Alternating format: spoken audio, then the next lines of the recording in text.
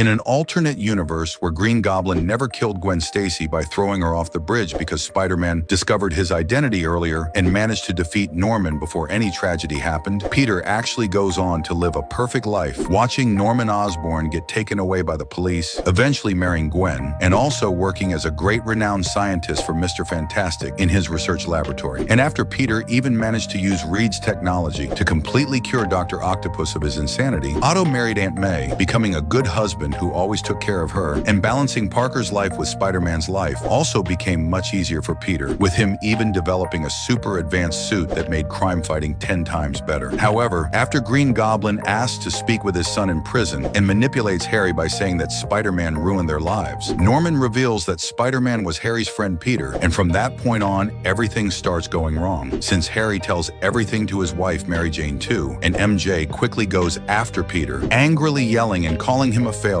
thus making Peter to be completely stressed at work, which causes him and Mr. Fantastic to argue, ending with Reed slapping Peter across the face and firing him. And although Peter tries to run to his wife Gwen to ask if the boss of her laboratory would hopefully accept him as a new employee, Harry Osborn soon invades their laboratory as the new Green Goblin Jr., and to get revenge on Spider-Man, he simply ends up blowing up the entire place, but only for him, Gwen, and Peter to actually all become shocked after discovering that Gwen's boss was in fact a maniac who had secretly made clones of Osborn Peter and also Gwen. Harry then becomes completely insane after discovering that, and after he throws several bombs at the clones to kill those abominations. Although Peter's clone survives because of his spider powers, Norman's and Gwen's clones really do end up dying, and Gwen's boss starts screaming in desperation that the Gwen inside that tube was actually the real one, and that he had left Peter living with her clone because he was in love with Gwen and wanted the real one only for himself. And after Harry starts crying, regretting what he did, and Peter breaks down realizing that his real love had died, a few months pass, and in the end, Gwen's clone just decides to move to another city with Peter's clone, now abandoning the real Peter in a completely miserable state.